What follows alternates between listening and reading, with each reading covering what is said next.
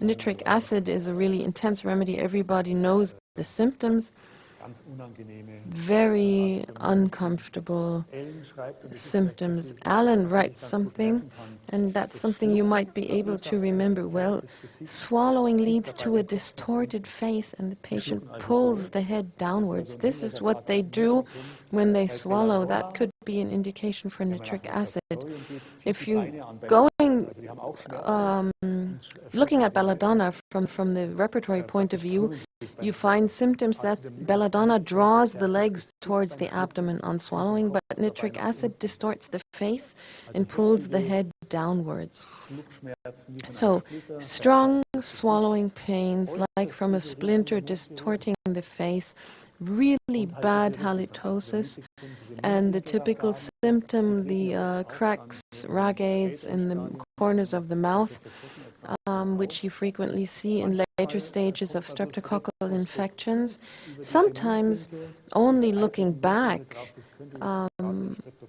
you get the idea that the patient had been suffering from a streptococcal infection when you look at the symptoms. The bad odor of the urine I have not heard yet in scarlatina infections, but in other cases, of course. And the mood is bad, and the pain extends to the ear. Every now and then, phosphorus is an indicated remedy. Clark writes about phosphorus that it has extreme debility. The left side is more affected than the right. In phosphorus, we also think of bleedings, and that can happen. That blood comes out of the tonsils a bit, but I've only seen that twice. Just a short while ago, I had an infant that got infected by its sister, and it had bleeding in the mouth and very strong extended veins in the mouth, and I gave phosphorus 200C, and the whole symptomatology was gone within 1 hour.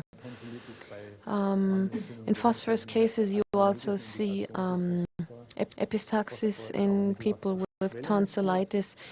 Phosphorus can also have swellings of the uvula, of the tonsils, also around the eyes. So if you think of apis, you could also think of phosphorus.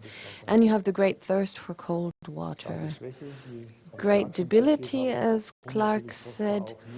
And of course, kidney symptoms possible, especially if the urine is bloody, either microhematuria or macrohematuria. Vitiligo. It's a frequent remedy in tonsillitis. It's more sort of darkish red. Vitiligo is like belladonna, a right-sided remedy. It's worse from warm drinks. And there's a sort of rough rash, and grass toxicodendron sulfur. Apis also.